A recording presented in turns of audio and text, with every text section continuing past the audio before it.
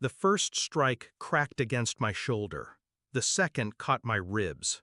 Pain shot through me like fire, but I didn't move. I was shielding my son.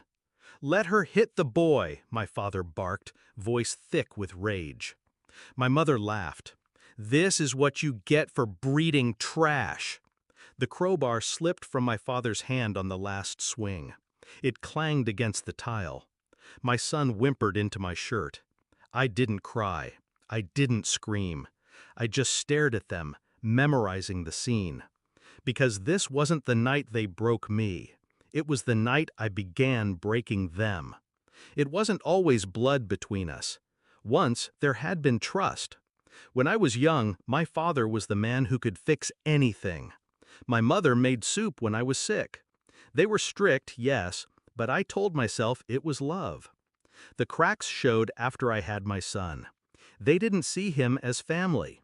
They saw him as a weapon, another person to control me. It started small, disparaging comments. "You're soft with him. He'll never be strong like this." Then it escalated. Raised hands, threats. I kept my distance. Until that night when I walked in to find my mother towering over him, her arm raised. I stepped between them, and my father swung the crowbar. The next morning, my shoulder was purple, my ribs wrapped tight. My son's eyes followed me everywhere. He didn't ask questions. Kids learn early what silence means. That's when the heat inside me cooled into something sharper. Not rage, precision. Step 1. Evidence. Bruises photographed. Medical reports filed. A quiet meeting with a lawyer specializing in assault and custody. I started recording phone calls. Every insult, every threat, every slip of arrogance. Step 2. Patterns. They thought they were clever, never violent outside their home. But cruelty leaks. Neighbors had heard the shouting. My sister's friend had seen my father throw a chair once. People talk if you ask the right way. I collected it all. Step 3. Leverage. They valued their reputation. The doting grandparents, the stable marriage, the community volunteers. That mask was my entry point. I found every unpaid bill, every shady side deal my father made, my mother's petty theft from her own workplace. Little things, but enough to fracture their image if shown to the right people. The legal side came first. I filed for a restraining order, not just for me, but for my son. The recordings, the photos, the witness statements, all of it went into a clean, airtight package my lawyer presented to the judge. The court granted it immediately. They couldn't come within 500 feet of either of us. My father's jaw tightened when the order was read. My mother muttered under her breath. They didn't know that was just the first cut. Next came the financial side. I had proof they'd stolen from my accounts over the years. Loans they never repaid, withdrawals they thought I wouldn't notice. It wasn't huge money, but in legal terms, it was theft.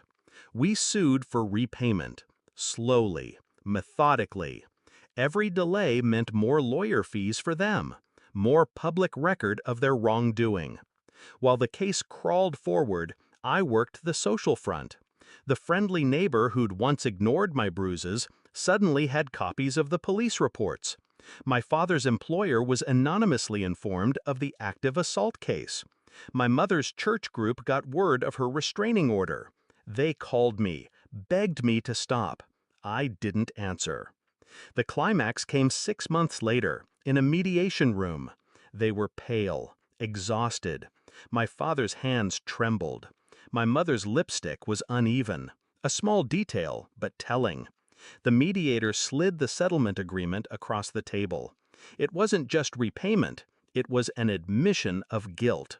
Permanent, on record. My father's voice cracked. This will ruin us." I leaned forward, calm. "Good." They signed. When it was done, I didn't leave right away. I pulled out my phone and played an audio clip. "Let her hit the boy," my father's voice. "This is what you get for breeding trash." My mother's. I watched their faces as they heard their own words. "You wanted him to see me broken," I said. "Now he gets to see me win." I stood, gathered my papers, and walked out. They kept sending payments for years, every month like clockwork. Every payment a reminder that the night they thought they'd destroyed me was the night I started dismantling them.